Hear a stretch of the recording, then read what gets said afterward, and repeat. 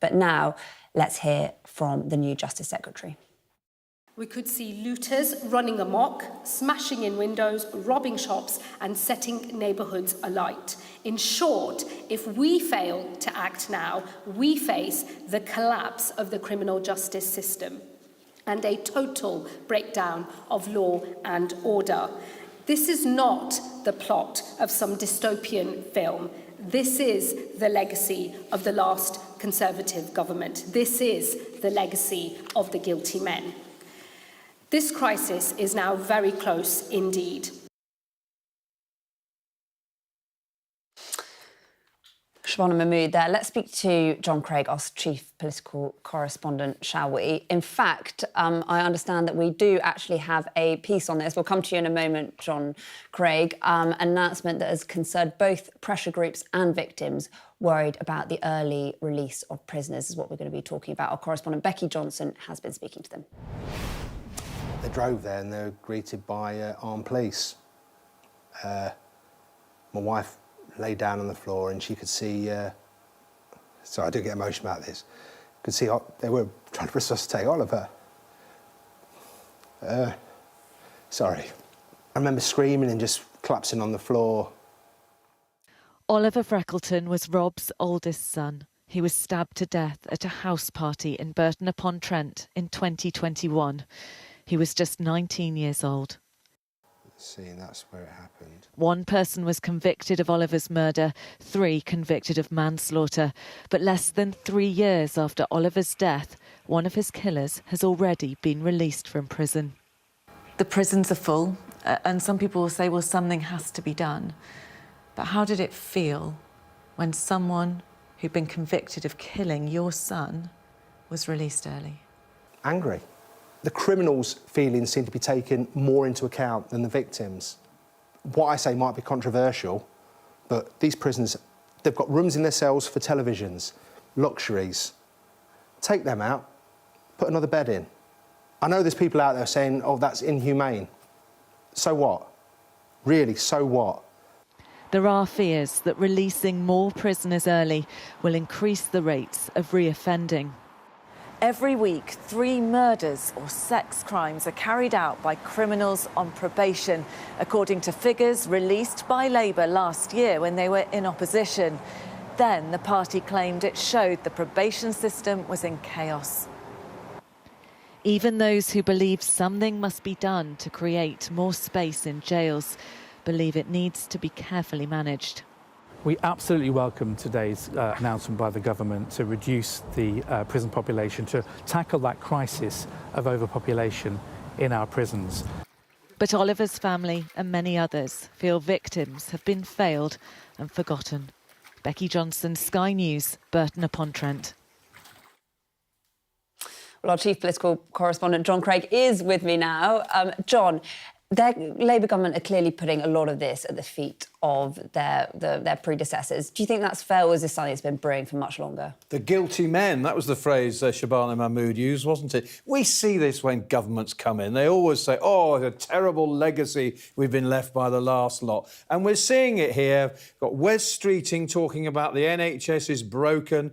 We've got Rachel Reeves saying, oh, there's no money to spend on the two-child benefits or increasing defence spending and so on. And now we've got this from Shabana Mahmood. Now, you could say, 1 week on, the honeymoon's over. They're letting a lot of villains out of the jails. I mean, imagine the outcry there is going to be if somebody commits some dreadful crime having been released. However, having said that, as we've heard, there is this debate about the prison system. We have had last week the appointment of James Timpson from the shoe repair and key-cutting chain, who is a great believer in rehabilitation. His company employs 10% of their workforces are ex-offenders. And there's this debate about far too many people being sent to prison. Now, the Conservatives have hit back tonight at this claim from Shabana Mahmood. They say that they expanded prison capacity and delivered 13,000 new prison places. And we have heard today that Alex Chalk, when he was the Justice Secretary, was going to do exactly this, what Shabana Mahmood's done now, but he was blocked by Rishi Sunak. You could argue perhaps that the Tories saw this coming and perhaps that was yet another reason for the early election in July. Either way, it's a very contentious issue, this, letting police out. The other point the Tories make, actually, Labour has said nothing about deporting the large number of foreign national offenders in our prison system. So that's another issue, of course. It's a gamble for Labour because if this goes horribly wrong, there will be an outcry. But at the same time, longer term, there may be a change with this new Prisons Minister, James Timpson. Rather than the old attitude, bang them up and throw away the key, perhaps there will be a move towards more rehabilitation, fewer offenders being sent to prison. But I have to say, it's a controversial thing to do, and they're doing it right at the beginning after a week rather than wait a few months when there'll be even more of an outcry, get the bad news out of the way. But as I say, all governments, when they come in, say, oh, look at the dreadful mess the last lot have left us. Really interesting, John. And touch on what I'm about to come to. A little earlier, we did speak to Lord Macdonald, who was the Director of Public Prosecutions before Keir Starmer, I should say. And we asked him a bit about Labour's long-term plan. Have a listen to this. Do you think the analysis that we've seen today from the Justice Secretary, the brink of disaster, talk of civil disorder, do you think that's fair? I think it's completely warranted, and I don't think it's apocalyptic at all. This is a catastrophic failure of public policy that's been in the making for many years, over many governments. It's increased sentencing, the lowering of remission, new offences, the increasing of tariffs. That's to say the amount of time that people stay in prison, so that we've had a growing prison population, by far the largest in Western Europe, and we haven't built the prisons to keep people in. So we would face a situation in which people sentenced by the courts to terms of imprisonment would have no cells to go to, which would mean the police would have to stop arresting people, the courts would have to stop processing them, and we'd have criminal justice meltdown. So I think her language was well warranted. I think she had no choice.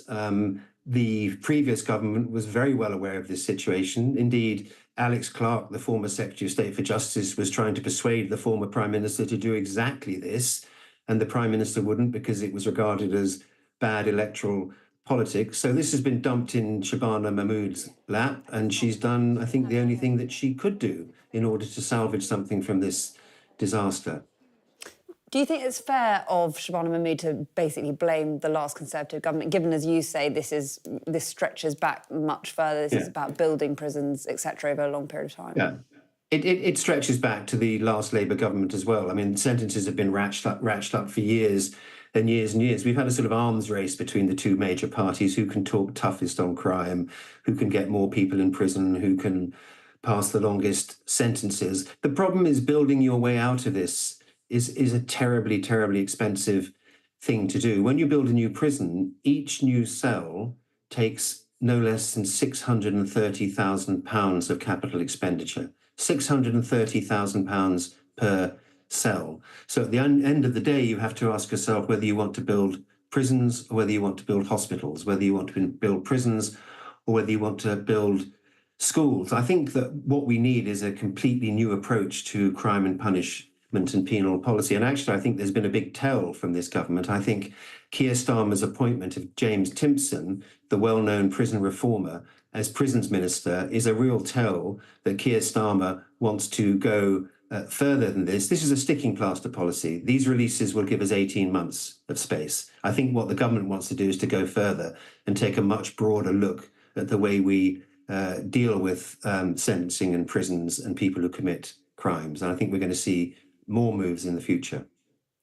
It's really interesting. It sort of jumps ahead to my next question, because I was going to ask, I mean, do you think that this new Labour government is going to have a different approach to who actually goes to prison? And do you think it could be sort of more focused on rehabilitation rather than retribution? And is that a good thing?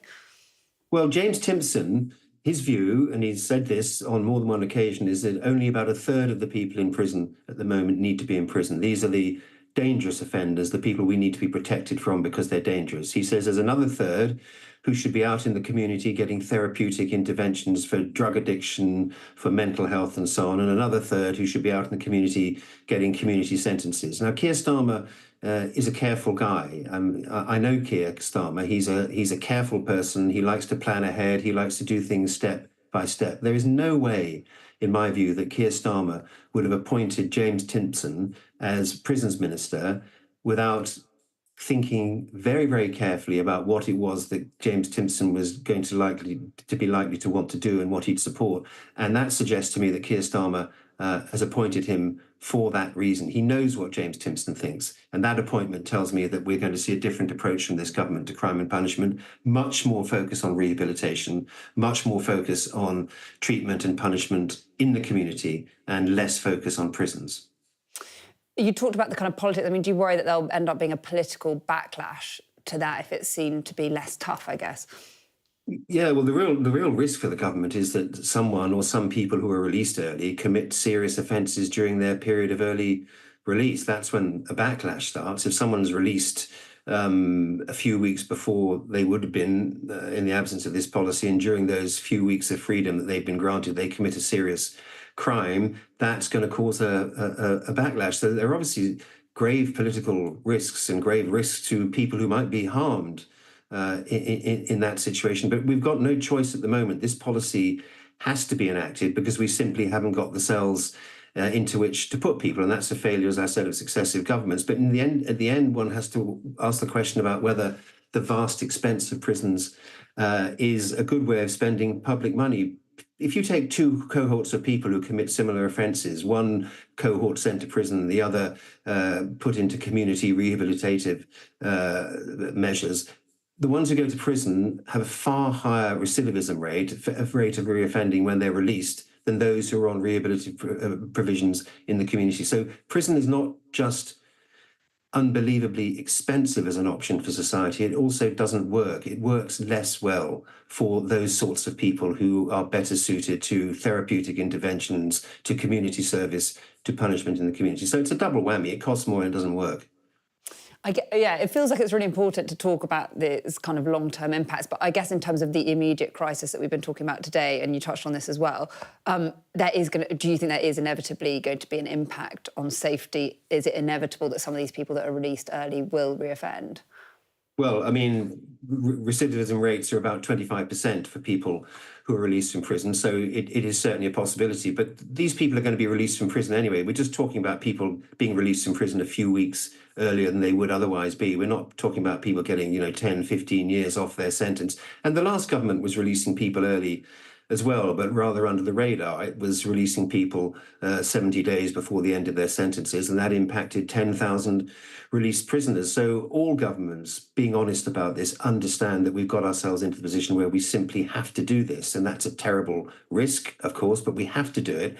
And what we really need to do is to invest much more, maybe some of that £600,000 per cell, invest more in probation services, in community services, and in other ways of dealing with people who commit less serious crimes. We shouldn't be using prison for people who are a nuisance. We should be using prison for people who are dangerous and a threat and have to be confined. And that's the approach that's taken by most other countries. We have, I think I said, by far the highest prison population in Western Europe. And we have to ask ourselves why that is. We don't commit any more crimes. British people aren't any nastier or more violent than German people or French people or Dutch people. We just make the decision to lock more people up. And I think the question to be asked now, and I think this is a question that Keir Starmer has shown he is asking by appointing James Timpson, the question is it working? Why are we doing it? Shouldn't we try a different approach?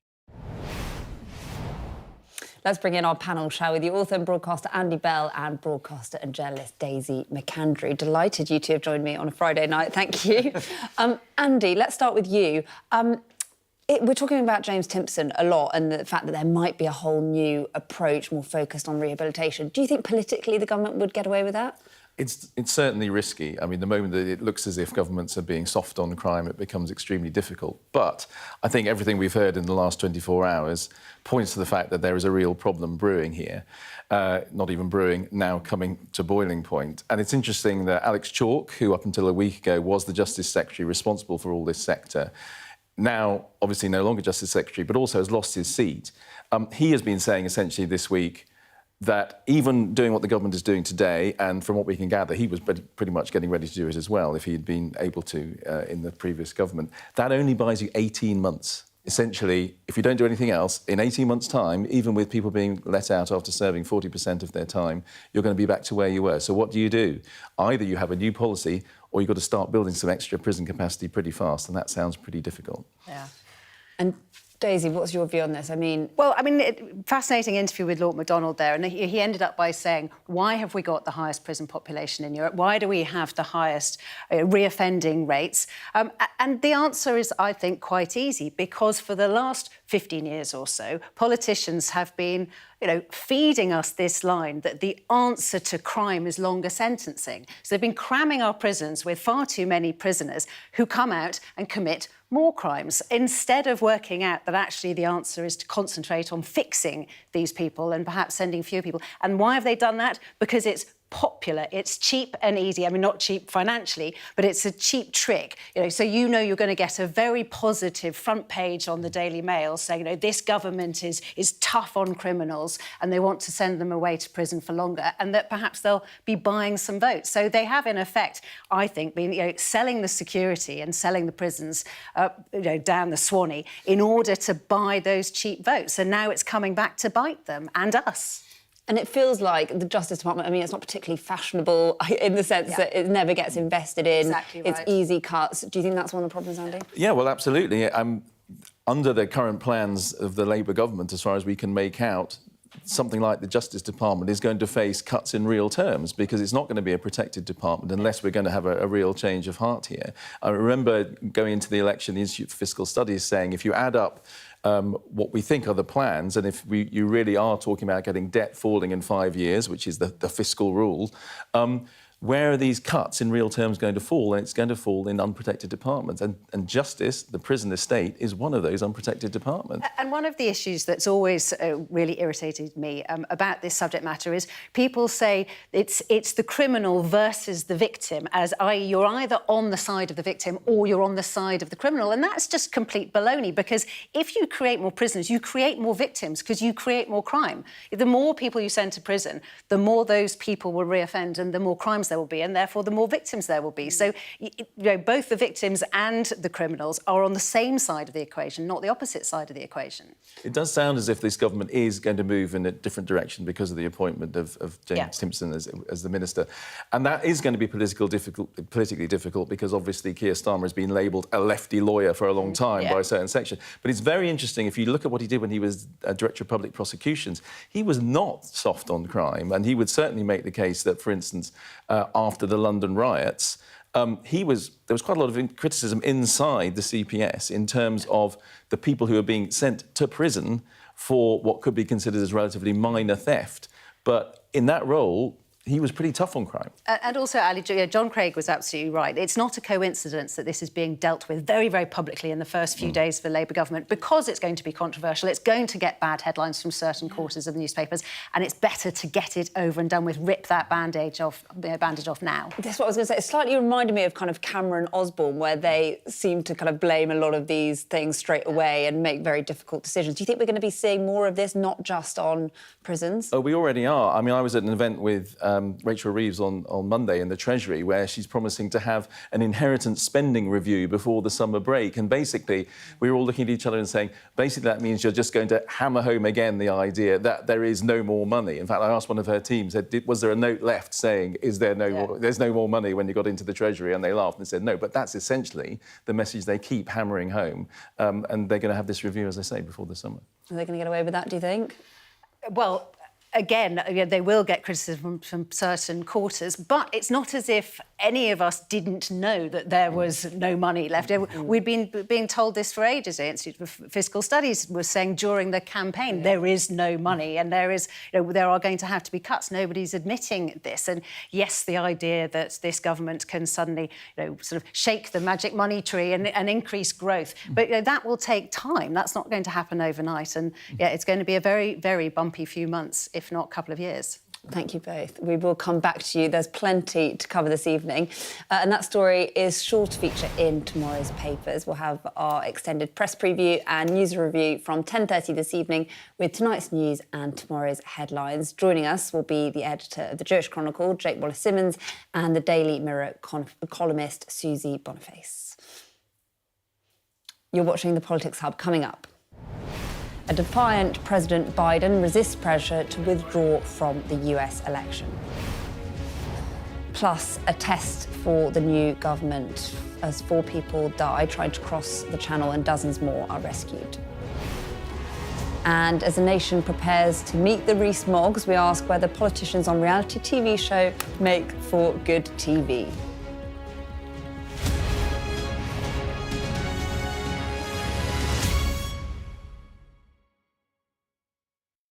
Three, 2, 1. We've got an election, haven't we? We'll start with the rehearsals. Let's do that again, one more time. You've got to be the best, but that is quite a lot of pressure. It's just keeping up with everything. You don't know what's going to happen day to day. And being forcibly removed. You've got to beat your journalistic competition. Every day matters. That was a very tense interview, and I'm still slightly shaking. You train hard and you fight easy, and I think that's what we're doing.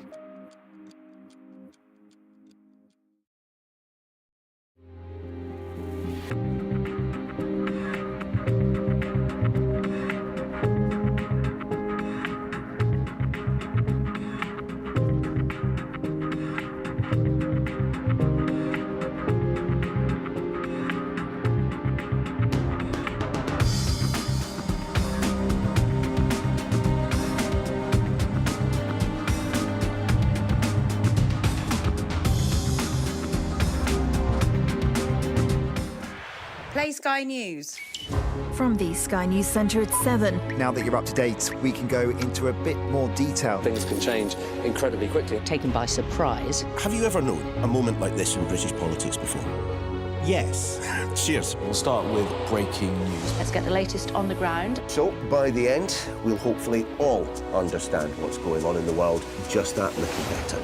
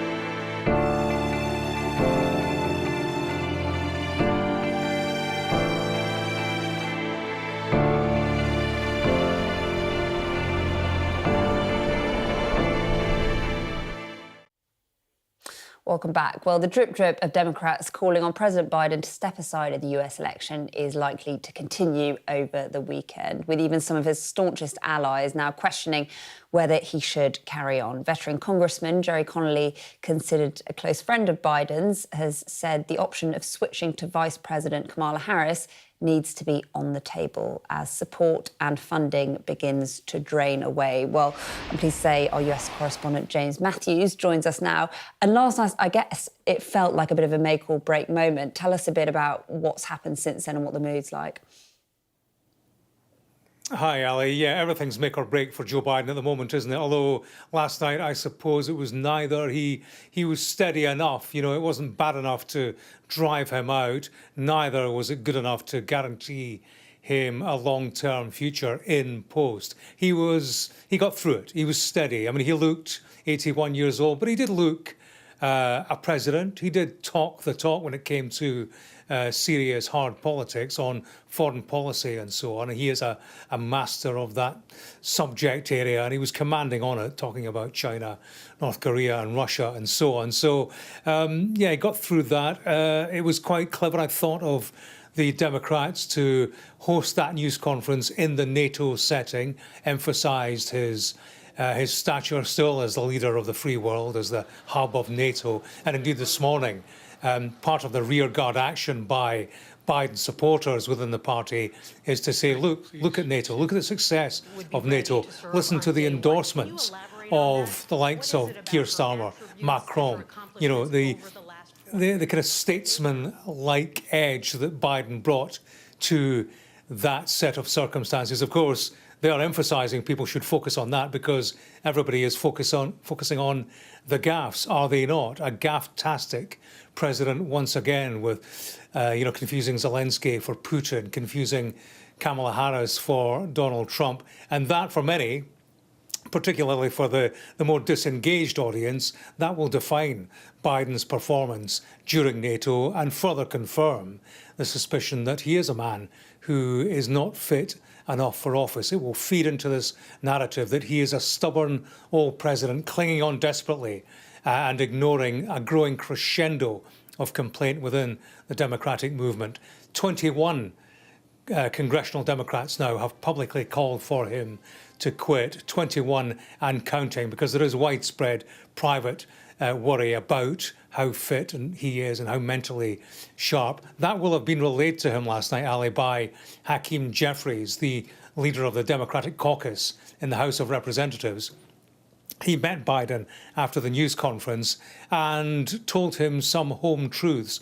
In terms of how he's characterised it, he's given a statement saying this, Hakeem Jeffries: "In my conversation with President Biden, I directly expressed a full breadth of insight, heartfelt perspectives and conclusions about the path forward that the caucus has shared in our recent time together." I can tell you these perspectives, they a few concerns that the White House is circling the wagons and not listening to the rank and file, concern that Biden simply has to be further ahead in the polls at this stage of the race than he is. And also, generally, that as well as the danger of losing the presidency, there's a real prospect of losing the House and the Senate, and that would leave no check on President Trump, should Trump win in November. So all sorts of difficulty for Biden, deepening an incremental shift throughout the Democratic movement to push him towards the door, one that he is resisting. Entrenched positions within the Democratic movement right now, a president who's going nowhere, a party that is finding its voice in terms of telling him where to go. James Matthews there in Washington, thanks so much. Let's bring our panel back in to discuss some of that, shall we, Andy and Daisy. Daisy, I mean, I'll admit I didn't watch the whole of the unscripted press conference last night, but I watched quite a lot of it, and he did manage to answer a lot of questions, but in the end of the day, the bits that get clipped up are these gaffes, basically. But isn't it extraordinary that you and James are sort of saying it wasn't that bad? That shows you how low the bar is when it comes to Joe Biden, because it was that bad. I mean, the gaffes that he made, yes, he wasn't making them every single time he opened his mouth, but the gaffes that he made were appalling, calling Putin, calling Zelensky Putin, calling Harris Trump. These are major gaffes that 99.9% of the population wouldn't do, let alone presidents or world leaders. So it is extraordinary that this isn't considered a make or break moment. And I do think he's now in danger, if he does carry on, of completely besmirching his place in history. I mean, he will already be in the history books as somebody who tailed off and started to get very decrepit. But I do think if he continues to stay in office, then he will go down as an appalling president. What do you think, Andy? Do you think we expect a superhuman performance from him, or do you think Daisy's right? Well, everyone is now watching out for the gas. But I had a very interesting conversation with a friend of mine in California who is definitely a signed-up Democrat, and I started talking to him about this, and he said, "What is it with the political political media, why they keep going on about this, why didn't they call out all the lies Trump told in the debate, why didn't they talk about what a great job he's done and all that? And I think there is a degree of denial now among certain Democrat supporters and say, actually, you guys keep focusing on this. But I say, well, the problem is now that is what people are focusing on, because it's all very well you talking about his previous record and feeling like he should be getting a little bit more credit. He was saying the summit that's just happened, this has been a relatively successful summit. There's no getting away from the fact that is what people are focusing on. Yeah. So until they can get past that, and I don't know, it's rather as James said, every moment is a make or break moment now for him. It's like every time the man appears in public, this is what people are looking at, and it's obviously a real problem, but it's very difficult practically for them to move on. But it feels like it's becoming a bit of a crisis. And also with his poll ratings and other individual Democrats' poll ratings plummeting. Now, obviously, they could, polls go down, they can, popularity can go up, but fundamentally, the Democrats can be pretty brutal when they see their own future going down the Swanee. So there is a chance that yes, it's constitutionally difficult to get rid of him, but if they're all against him, I think he will go. I mean, I'm not a betting person particularly, but I think his chances are looking pretty slim of making it to November as presidential candidate. Do we then assume that Kamala takes over as the candidate in that case? Because there might be other people with different views as to whether she is the right person. There is the convention, the Democratic convention, which is coming up next month, where you could get back to a free-for-all, which would be fantastic. It would be the first time it's happened since 1968. But Democrats won't have great memories of that time because it became so chaotic. And that was in Chicago. Guess where this one is? Chicago. I don't think they would replace Biden with somebody whose popularity is as bad, if not worse, which I think Harris is. There is so much to talk about, but we're going to have to leave it there. We will come back to you, though. Coming up next on the Politics Hub, the Home Secretary pledges to bring down the smuggler gangs as 4 people die trying to cross the Channel. Plus, a look at how Sir Keir Starmer's getting on after his full first week as Prime Minister.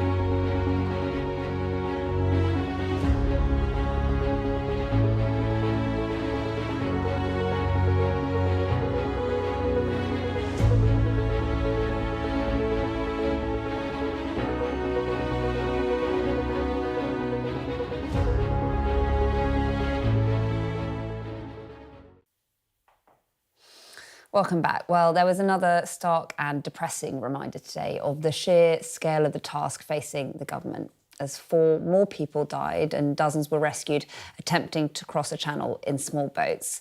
There were immediate calls for action from opposition figures, including former Home Secretary James Cleverly and the Reform leader Nigel Farage. The new Home Secretary, Yvette Cooper, has promised to bring down dangerous smuggler gangs. She set out plans for the government's new Border Security Command. But just how effective is it likely to be? Our Europe correspondent Adam Parsons reports now from Boulogne. In Boulogne, the end of a grim twilight rescue operation. The heir had escaped from an inflatable dinghy in the channel. Around 60 rescued, but 4 people died. It is the latest tragedy in these waters of northern France. Tens of thousands come here every year with just one unifying aim: to get to Britain. By lunchtime, the quay was back to normal. The people along this coastline are wearily accustomed to the disruption, tragedy and debate of migration. The dangers of these small boats are obvious, and so is the enduring political resonance of them crossing the channel. Rishi Sunak made it an article of faith that he would stop the small boats. Keir Starmer's approach is very different. He cancelled the Rwanda plan and is focusing instead on enhanced cooperation and stronger security measures. More than 13,000 people have already crossed the channel this year in small boats. The new Home Secretary promising a tough response. The further loss of life in the channel this morning is truly awful, wrote Yvette Cooper. My thoughts are with all those affected. Criminal gangs are making vast profit from putting lives at risk. We are accelerating action with international partners to pursue and bring down dangerous smuggler gangs. This is not a new problem nor a new argument. The promise to cut migration haunted a succession of governments. The previous Home Secretary, whose Rwanda plan has now been abandoned, wrote, "Reports of more deaths in the Channel are a tragedy. As a country, we must do everything in our power to stop the boats and put an end to this vile trade in human suffering." Back in France, this is the boat that pulled 49 people from the waters of the Channel, now heading back out. Prepared once again, another rescue, another tragedy, inevitable. Adam Parsons, Sky News, Boulogne. Well, a short time ago, I sat down with a new Labour MP for Dover and Deal, Mike Tapp. I just want to ask your reaction to the news this morning, kind of tragically familiar that 4 people died overnight in the Channel. Yeah, it's absolutely awful. And to be quite honest, when I woke up and saw this, I wasn't massively surprised because we've seen far too much of this going on in the Channel and the Dover Straits over the last sort of 7 years. And unfortunately, it's something that we're getting used to down in Dover and Deal, and it simply shouldn't be that way. And that is why it's so important that we get on top of our border security with the new Border Security Command that Yvette Cooper is straight on top of. You're someone that's going to be under so much pressure from your constituents on this, aren't you? How are you going to make sure that you push the Labour government on this? So I'll work with Yvette and her team, and prior to the election we did have conversations. Obviously I've come from the National Crime Agency and worked in counter-terrorism, and that's going to be our approach, that counter-terror approach with the Border Security Command. That's going to bring in the likes of MI5 with those extra powers and tools so we can smash the gangs and stop people getting into the boats in the first place. On the Border Security Command, was it a bit of a blow that Neil Basu, this was a person that was seen to be the kind of favourite for that job, former head of counter-terrorism, has said he doesn't want to do it? And is that a sign that maybe it's going to be very difficult? No, not at all. I think this is going to be a really popular position for some of the most talented officers in the country, be it from the military, policing or the intelligence services. We'll make sure we recruit the top individual in the country to serve under or to Yvette Cooper so that we can smash the gangs. It's going to be a really important role. For you, how are you going to measure the success of the government on this? And that's difficult because what we can't do is say that, we'll flick a switch and suddenly the boats stop. It does take time to build a new dedicated unit, to build those relationships upstream, and to also ensure we've got a strong intelligence picture. And, having worked in that world, it doesn't happen overnight. But people in Dover and Deal understand that, and I think people across the country understand that we need time to get on top of this. How much time? I mean, do you think by the end of next Parliament we could see the numbers come down significantly? Is that this Parliament? Is that your ambition? I mean, it's really difficult to say exactly, but what I can say for sure is on day one of this government, we've hit the ground running on setting up the Border Security Command. The advert is live for that commander, and we'll get to it straight away. So do you think you can't say that Yvette Cooper will bring down the numbers by the end of this Parliament? So what I can say for sure is it'll be an effective measure going after the criminal gangs. You know, these are evil people who are trading in human misery, and we don't take that lightly. And, you know, the Labour government is going to be their worst nightmare. OK, I want to talk to you as well about what it's been like being in Parliament for the first time. You've obviously wanted to be an MP for a while. You won the seat. What was it actually like? We see all the pictures. What's it actually like going into Parliament for the first time? It's great. It's really exciting. It's been a bit of a whirlwind over the last week, sort of an organised chaos, I suppose. Really good training, important inductions that we've been having to go through, setting up our email addresses, you know, the real basics that aren't particularly exciting. Yeah, that's what I hear from a lot of new MPs. It's all a bit confusing. Yeah, there's a lot of people wandering around, wondering where to go. So, I mean, I did do a bit of work for John Speller in the past, so I kind of have my bearings there, but getting to go into the tea room was a real honour, and the library, which are for members only.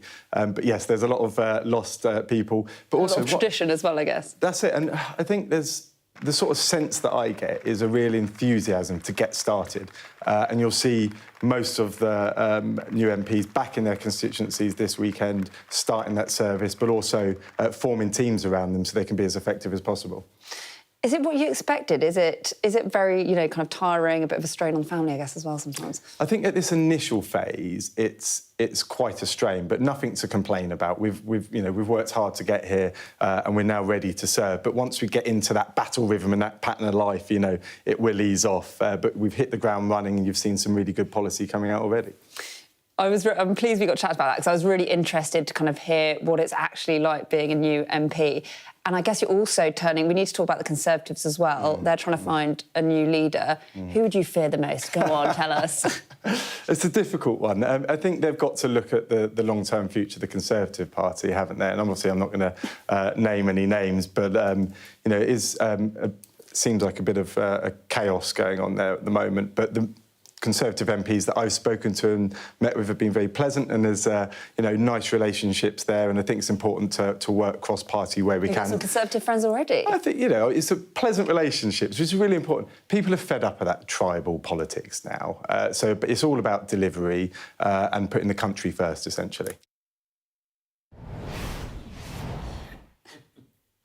Right, let's bring Daisy and Andy back in. Lovely to see. We were just saying, you know, the fresh-faced, uncynical new MP. I know. It felt like a moment of history. Very cute, you know, making friends. And when he's a bit more sort of knackered and long in the tooth, I do. I mean, it would be nice to have, you know, some cross-party cooperation, particularly on issues that he's dealing with in Dover and so on. So, you know, I'm not sort of kicking him for that, but yeah, it was quite funny to see him be so positive. I'm not sure Labour has to worry too much about cross-party cooperation right now at the moment. I think they can pretty much get what they want and get that done. But I was in Central Lobby, was it Wednesday? I can't remember. They were starting to go through to get sworn in. And I have to say, all these sort of faces trooping past me, new faces, you know, lots of people that I didn't recognise, but they did all look pretty excited and pretty pleased to be there. And so I guess we should be, you know, very, very grateful for the fact that those people have come. They've put in an enormous amount of work, and if they do the job properly, they will make a lot of sacrifices to do it properly. But at the moment, it's quite nice to see there's a whole bunch of people, not just Labour people, obviously, but who are coming in and who are wanting to give their all to it. And it'll be interesting to compare it. So obviously, in 2019, we also had, you know, a big influx of candidates who didn't really expect to win. You know, most of these candidates thought they had probably, you know, a decent chance. But a lot of those 2019, you know, particularly, you know, the Red Wall candidates, you know, certainly their party bosses didn't expect them to see, and we did see a lot of them come quite unstuck. They were a bit unprepared. But then you go back to 97. I've read Andy and I were both working on the 97 election, and that was, you know, and then you also had this huge influx, you know, of Labour MPs. But you will always get some who'll put their foot in it in the first few weeks. So I guess that's what we're waiting to see now, who it'll be. Yeah, without putting too much of a downer on it, in the novel I've written called Sovereign Territory, which does have a Labour MP as one of the. I just happen to have a copy. I might just happen to have a copy of it. There is a Labour MP, and part of and we've seen, certainly with Jess Phillips, for instance, there have been issues about intimidation and people facing up to that sort of problem, and that's a theme in principle I pick up in the book when I'm talking about. It's one of the things that MPs, unfortunately, in this day and age, do have to deal with, and we should be glad that there are people who are really prepared to put themselves forward to do this job, even when I would say, over the last 10 years, it's become more sour, more difficult when they're out on the streets with the public. It definitely has, and a lot of these sort of exit interviews that the MPs who were standing down, a huge number of them, a lot of those MPs were asked, would you tell your children to go into politics? And I found it, personally, really sad that the vast majority of them said no. It's become so unpleasant, physically dangerous, but also unpleasant, being attacked on social media. So yes, we should applaud those who are willing to do it. I want to talk a bit about Keir Starmer, because we've got some pictures of him. He was with the King, he was with Idris Elba, talking about knife crime today in St James's Palace. There he is, and members of the new cabinet. I mean, it's been a very busy first week. I can't believe it's only a week ago that we were getting the results in. He's been in Washington at NATO. He's going to be hosting European leaders next week. Here he is with the King. How do you think this first week has been for him? Oh, I think he's been having a pretty good week, as you said. I mean, I don't think he can believe the week he's had. I mean, he's elected, he goes to Washington.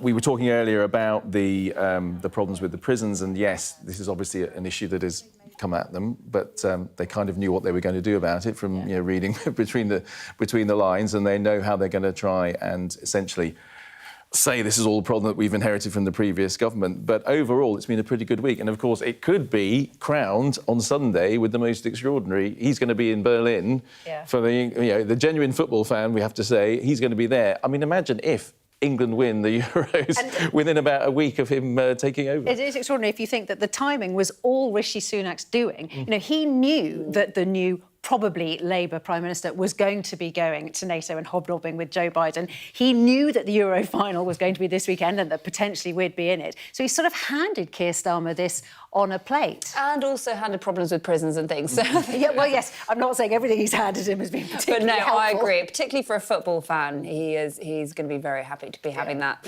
Right, we will come back to you, I promise. Still to come on the Politics Hub.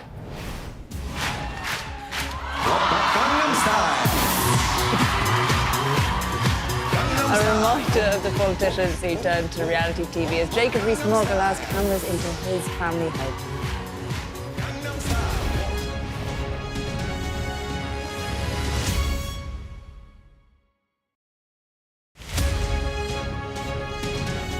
Obviously, Julie's condition has been extremely difficult from the very beginning, while she was inside Gaza, and even currently pulling her out to Egypt, and as she is stating, she's staying currently in the UAE.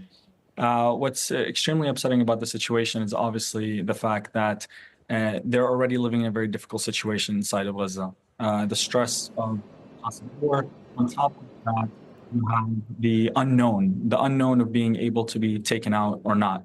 Just like your field correspondent who was just talking about international media not being able to be brought in or brought out. This is something that we struggle with sick children, not even knowing whether they can be taken out or brought in. And so this is one of those difficult situations. But currently, thankfully, she's been getting excellent care in the UAE, and it makes us extremely, extremely happy. Thankfully, we've pulled out hundreds of children outside of Gaza. And outside of Egypt, we've pulled out 100 children to receive medical care to various parts, countries in Europe, in the United States, UAE, Qatar, et cetera, et cetera. But it's not enough. It's just a drop in the bucket. There's thousands and thousands of children that are inside Gaza that desperately need help. They need the Rafah border to be open again. And we stress as much as possible for the Israeli military to open up the Rafah border so that these thousands of children can receive the same fair chance that Julie was able to get. I can't even describe it to you, honestly. If you were to listen to my phone right now and you would listen to the families screaming and crying, asking for help to be taken outside of Gaza, telling me, why is this child out? I see your guys' Instagram. We see PCRF, an organization that has pulled out the most amount of children outside of Gaza. Why are we not that particular child? And I can't tell them why. I can't at all.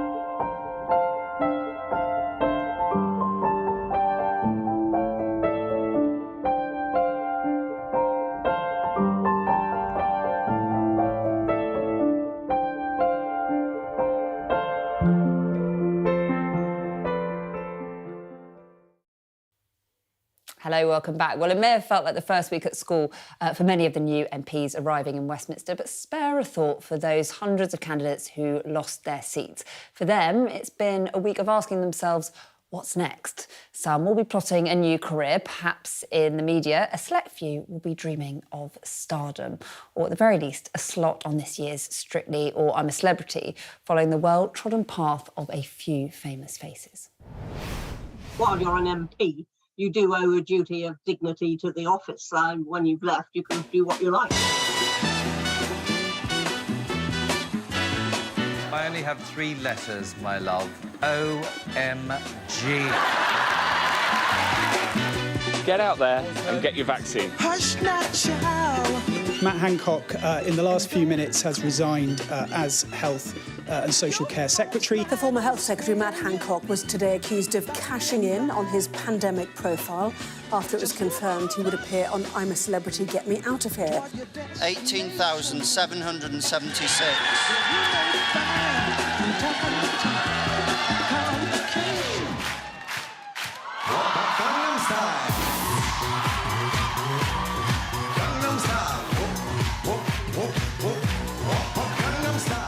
I mean, not everyone likes the stuff that I've campaigned for and stood for over the years, but at the end of the day, whatever you think, you know, we're all entitled to an opinion. I'm a human being like anybody else, and I hope this programme has shown that I'm as human as anybody. I therefore do hereby declare that Nigel Paul Farage is duly elected as the Member of Parliament for the Clacton constituency. A final thought then from Andy and Daisy. Is it ever all right, Daisy, for politicians to enter the world of television and reality TV? Yes, I think if they are looking for a career after politics, the problem with Matt Hancock is he was still, you know, it was far too fresh, and I think he didn't do himself any favours in the jungle. I think Farage did. I think Ed Balls clearly did, because, you know, look at the career he has now, you know, presenting TV shows and so on, and he went from being quite an unpopular person to being a very popular person. That is success. And then you look at more seriously, there's sort of Michael Portillo's who've created, you know, a role for themselves going around the country on trains. So yes, of course, there is a career, but I think a lot of it depends on the personality. If you have an attractive personality that people are going to warm to when they see a bit more of it. Interestingly, Richard Osman said the other day that the only politician that producers want to book now is Ed Davey, because they've seen him doing all these silly things during the campaign, and he's actually increased. He's done it already. But he was also saying that he doesn't think that any of these famous Tories are going to get onto most of these shows because they're very unpopular at the moment, which is interesting. I mean, I think it's interesting the distinction that you can make between is your career over and I'm looking for something else, or am I still in my career? And I think certainly Nigel Farage and his team would say that going on I'm a Celebrity did them a lot of good, that it raised his profile with a lot of younger people who'd never heard of him before, and they feel that they built on that with the whole TikTok and social media campaign that they had during the election. So they feel it absolutely worked for him, even though I guess at that point we didn't know whether he was going to have another go. We all thought maybe he wouldn't stand. But then once he had decided to stand, that did him a lot of good in a career that was still active. And it's interesting when you listen to celebrities, what we would call proper celebrities rather than politicians, who are very irritated by all these politicians going into jungle. I heard Danny Dyer Sr. the other day saying that he would never go into I'm a Celeb now because he would fear that he would come third to somebody like Matt Hancock and he could never recover from the humiliation of you know, being pushed down the pegging order by a sort of slimy politician, as he would see it. So it's had knock-on effects on celebs.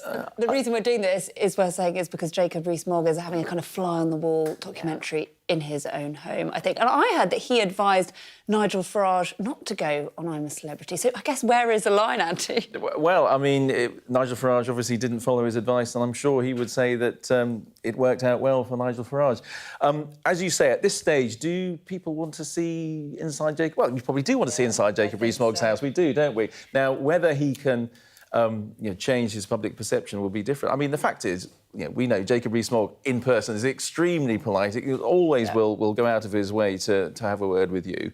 But that's not necessarily the image that will come over to the general public. So maybe if he can soften us a little bit, but it's risky, isn't it? In the end, you don't control the cut. That's the important thing. And can you imagine your kids agreeing to have cameras at home? And I feel sorry for the Rees-Mogg children. That is all we've got time for. Thank you both so much. It's been a very lively panel this evening. Sophie is back with the Politics Hub on Monday from 7 p.m.